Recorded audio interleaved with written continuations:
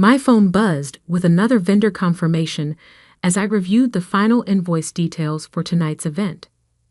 Moonrise Manor had outdone themselves with the floral arrangements, exactly as I'd specified when I signed the contract 6 months ago. The crystal chandeliers cast perfect light across the reception hall, illuminating 300 guests who had no idea they were celebrating in a venue I owned through my hospitality investment portfolio. I'm Catherine Morrison, though most people here still think of me as little Katie, who used to follow her older siblings around. At 31, I spent the last 12 years building Morrison Hospitality Group from a single restaurant investment into a network of premium venues across 3 states. But tonight, I wasn't here as a CEO.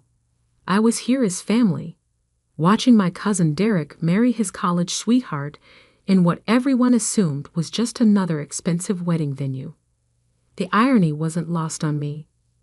When Derek had called 8 months ago, panicked because his original venue had double booked, I'd quietly arranged for Moonrise Manor to have a last-minute cancellation. The booking fee alone could have covered a luxury car, but family was family. Even family that had spent years treating me like I was still the awkward teenager who chose business school over sorority life. Julia approached my table near the back, her champagne flute already half empty despite the reception starting only an hour ago. At 35, she perfected the art of looking elegant while radiating disapproval. Tonight's target seemed to be my choice to sit quietly, rather than mingle with her circle of pharmaceutical sales executives. "Katie," she said, settling into the chair beside me without invitation. "You look nice." The pause said everything. My simple black cocktail dress, understated jewelry, and practical heels clearly didn't meet her standards for a family celebration. Julia had always believed that success was measured by how much you spent on looking successful, a philosophy that worked well for someone married to a surgeon, but less well for building actual wealth. "Thank you," I replied, checking my phone as another message came in from my property manager. 3 more venue bookings for next month, including 2 corporate events that would bring in serious revenue. The ceremony was beautiful. Derek looked happy. "Yes, well, happiness doesn't pay the bills," Julia said, swirling her champagne. "Speaking of which, I heard you finally moved out of that apartment complex downtown. Aunt Margaret said you bought something in the suburbs." I smiled slightly. The something in the suburbs was a custom-built home on 15 acres. But I'd learned long ago that explaining my actual financial situation to Julia only led to accusations of showing off or lying. Better to let family assume what they wanted to assume. "Something like that," I said. The band finished their current song, and Derek's new father-in-law approached the microphone to give a toast.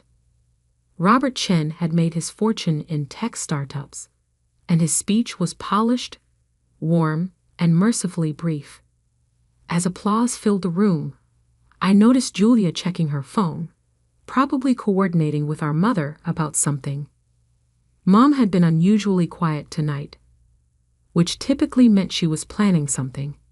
At 62, Patricia Morrison still treated family gatherings like military campaigns, complete with strategic seating arrangements and carefully timed conversations designed to achieve maximum emotional impact. Tonight's campaign seemed focused on what she called Katie's situation. My situation in their minds was that I was 31, unmarried, and working in restaurants. They knew I'd started with a small investment in a local bistro, but the details of how that had grown into a multi-million-dollar hospitality empire remained conveniently overlooked. When you don't fit into family expectations, people tend to see only what confirms their existing beliefs. "Katie," my brother Michael appeared at our table, looking uncomfortable in his rented tuxedo. At 28, he'd followed the approved family path.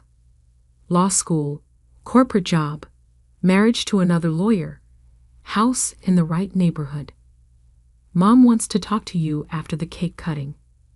Julia's eyes lit up with anticipation. Whatever Mom had planned, my siblings were clearly in on it. I'd seen this dynamic before, usually at holidays when someone had decided it was time for another intervention about my life choices. Of course, I said calmly, looking forward to it. Michael hesitated, probably expecting more resistance. It's just that we're all worried about you. Working such long hours, not dating anyone seriously, living alone in that big house. So they did know about the house. Interesting. Someone had been doing research, which meant tonight's conversation would be more serious than usual. I wondered if they'd figured out who actually owned it, or if they just assumed I was renting something beyond my apparent means. The cake cutting proceeded with appropriate fanfare, followed by more dancing and the gradual migration of older guests toward the exit.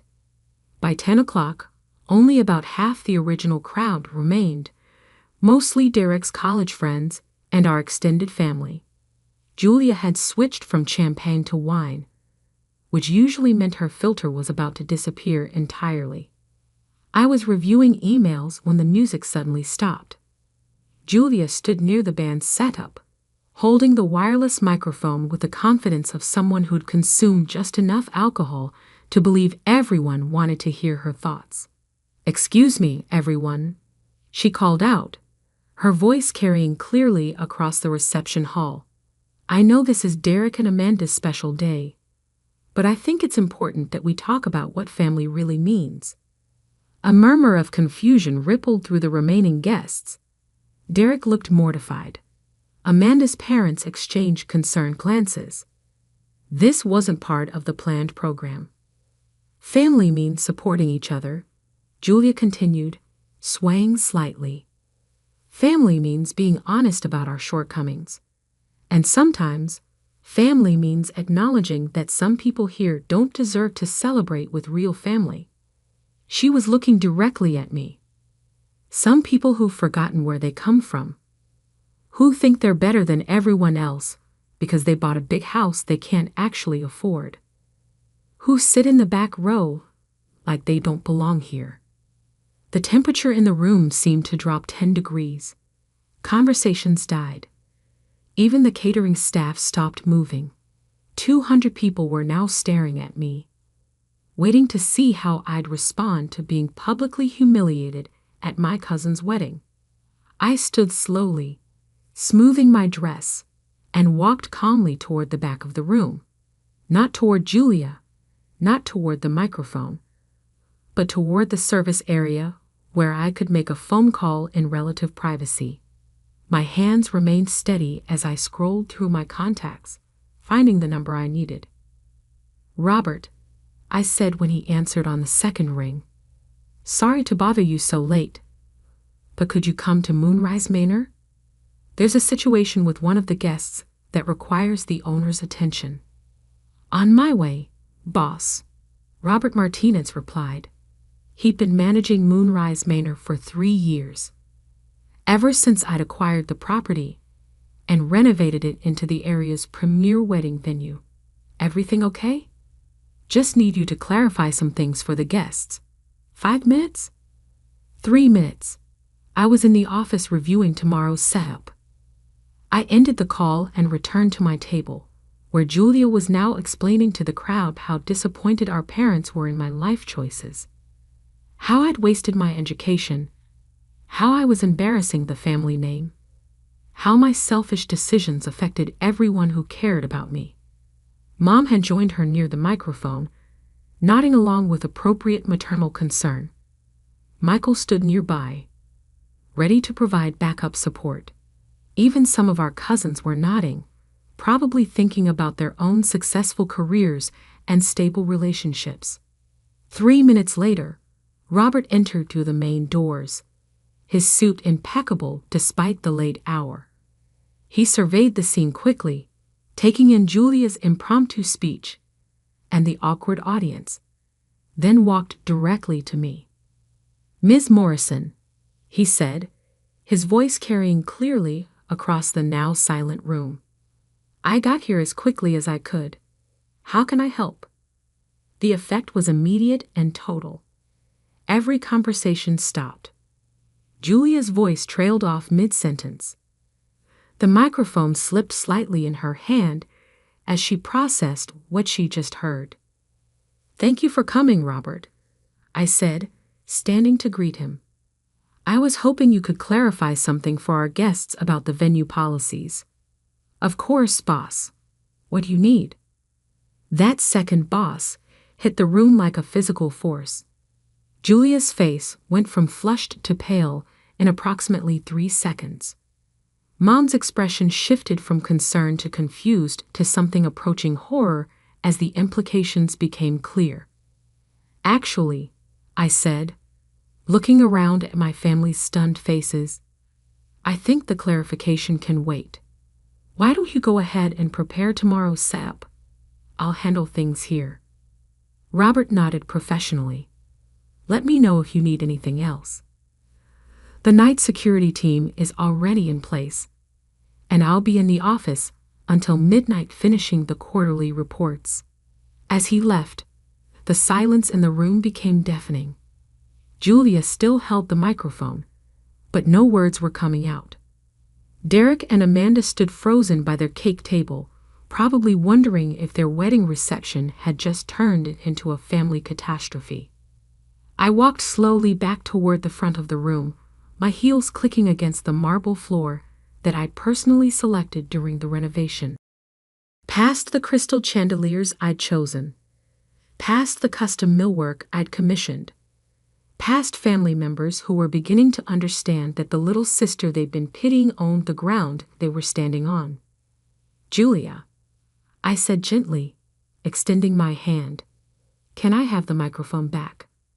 She handed it over wordlessly, her eyes wide with something between shock and mortification.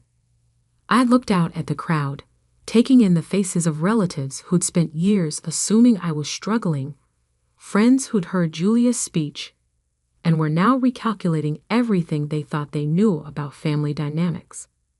"I want to thank everyone for celebrating Derek and Amanda's wedding with us tonight," I began, my voice calm and warm. "Moonrise Manor has hosted hundreds of celebrations over the past 3 years, but tonight was especially meaningful because it was family." I paused, letting that sink in. Family gatherings are interesting things. They remind us where we came from, who shaped us, and sometimes they show us how far we've traveled from those beginnings. Tonight, my sister shared some concerns about my life choices, and I appreciate her honesty. Julia was now staring at her feet, probably calculating how much damage control would be needed. She's right that I did buy a house I can't afford.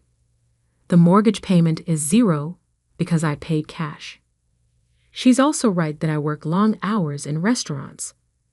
When you own 15 of them across 3 states, the hours can be challenging. The murmur that went through the crowd was audible now. Math was being recalculated. Assumptions were crumbling. But most importantly, she's right about family. Family does mean supporting each other, being honest about our shortcomings, and acknowledging when we've made mistakes. I looked directly at Julia, who was now visibly shaking. The mistake here isn't that someone doesn't deserve to celebrate with family. The mistake is that family members can spend years making assumptions about each other without ever asking the right questions. I handed the microphone back to the band leader and returned to my table. Around me, conversation slowly resumed, but the energy had completely shifted. Small groups formed as people processed what had just happened. Derek approached with Amanda, both looking concerned. "Katie," Derek said quietly, "I had no idea." "About the venue," about your business. I'm so sorry about Julia. Don't apologize for your wedding, I smiled. This is your day. Julia and I can work things out later. Amanda squeezed my hand. For what it's worth, the venue is absolutely perfect. Robert and his team have been incredible to work with. After they left, I noticed Mom approaching slowly, her face showing the kind of careful calculation that meant she was trying to figure out how to salvage the situation. Michael followed a few steps behind, clearly uncomfortable. Katie, Mom said, settling into the chair beside me. We need to talk. I know. 15 restaurants.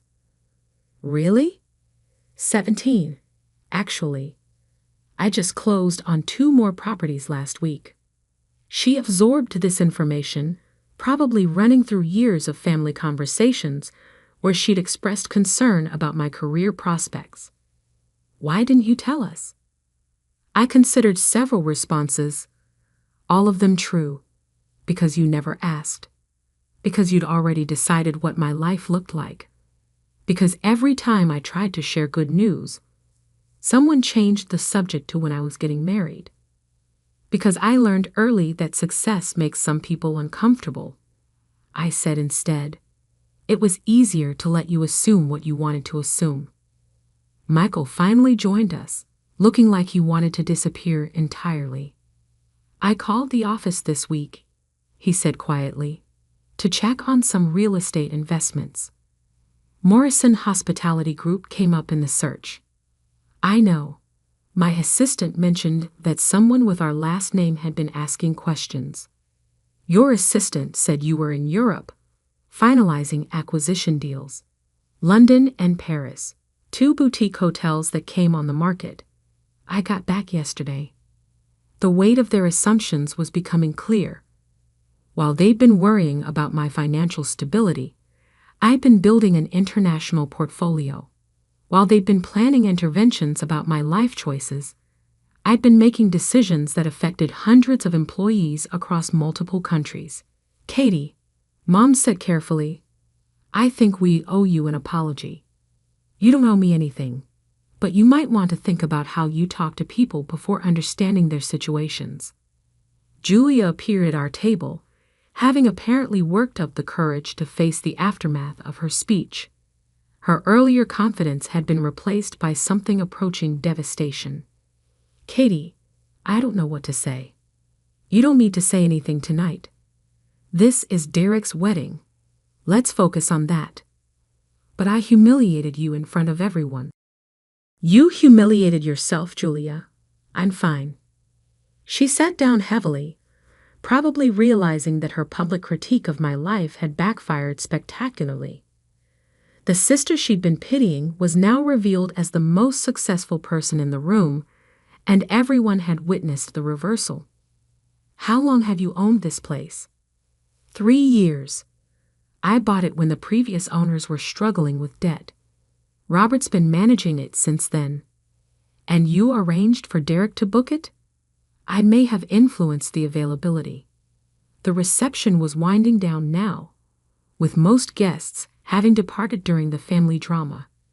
Derek and Amanda were saying goodbye to the remaining relatives, probably eager to escape to their honeymoon and leave the Morrison family dysfunction behind.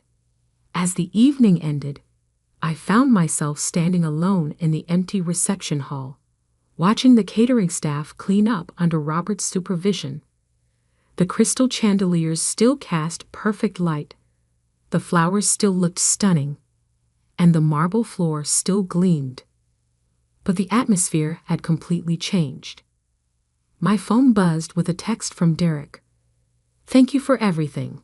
Tonight, the venue, and for handling Julia with more class than she deserved. Another message came in from my attorney, confirming that tomorrow's hotel acquisition in Chicago had been approved. $25 million for a boutique property that would anchor our Midwest expansion. The kind of deal that happened while family members were assuming I was struggling to pay rent. Robert approached as the last of the catering equipment was loaded onto trucks. Everything secure for the night, boss. Tomorrow's wedding setup starts at 8. Thanks, Robert. Any issues with tonight's guests? He smiled diplomatically. Nothing we haven't handled before. Family dynamics can be complicated. That's one way to put it. As I drove home through the quiet streets, I thought about Julia's words. Some people don't deserve to celebrate with real family. She'd been right, in a way. Some people don't deserve certain things, but not because of their financial status or life choices, because of how they treat others when they think they have power over them. The next morning brought a stack of messages from various family members.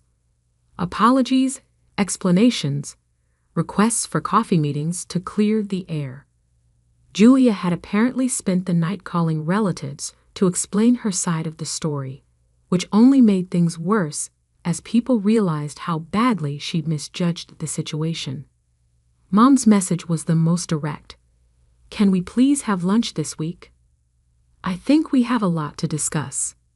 I replied to her and ignored the others. Some conversations were worth having. Others were just damage control. 3 weeks later, I sat in Mom's kitchen drinking coffee and reviewing the final contracts for our Seattle expansion. She'd spent the time since the wedding asking careful questions about my business, clearly trying to understand how the daughter she'd been worried about had become more successful than anyone in the family. I keep thinking about that night, she said, refilling my cup. How wrong we were about everything. You weren't wrong about everything, just about some important things. Julia's been struggling since then. The pharmaceutical company laid off half their sales team last month. I'd heard. Julia's husband was also facing potential malpractice issues related to a patient care incident. The perfect life she'd been projecting was apparently less perfect than anyone realized. I'm sorry to hear that. She wants to apologize properly, face to face. She can call me when she's ready. 6 months after Derek's wedding, Julia finally made that call. We met at one of my restaurants, a farm-to-table place in the arts district that had become popular with young professionals. She looked older, less polished, more genuine than I'd seen her in years. I spent months being angry, she said over our appetizers. Angry that you'd let us all look like fools. Angry that you hadn't told us the truth about your success. And now I realize I was angry at myself for being the kind of person who would attack family in public, for making assumptions about your life without ever asking about it. We talked for 2 hours, covering years of family dynamics, missed connections, and mutual misunderstandings. For the first time since we were children, Julia seemed interested in my actual life rather than her version of it. Can I ask you something? She said as we finished dessert. Of course. When you were building all this, the restaurants, the venues, the success, did you ever think about proving us wrong? I considered the question carefully. Honestly, no. I was too busy building something to spend much time thinking about what other people thought of it. Even when we were dismissive? Even when we acted like you were failing? Especially then, other people's opinions don't pay employees or satisfy customers. As we left the restaurant, Julia paused at the entrance. Derek and Amanda's first anniversary is coming up. They're planning a small celebration. That's nice. At Moonrise Manor, I think they like having family events where they know the owner will take good care of them. I smiled. Robert runs a good operation. Would you consider letting me help with the planning? I promised not to grab any microphones. Talk to Robert. If he needs extra help coordinating, I'm sure he'd appreciate it. A year later, Julia had become our unofficial family event coordinator, working closely with Robert to manage Morrison family celebrations. She discovered she had genuine talent for hospitality planning, and I discovered that my sister was actually likable when she wasn't busy judging everyone around her. The family dynamic had shifted permanently. People asked about my business now, showed genuine interest in my projects, treated me like the successful adult I'd become rather than the struggling younger sister they'd assumed I was. Even Derek had started consulting with me about his own investment decisions. But the most important change was simpler than any of that.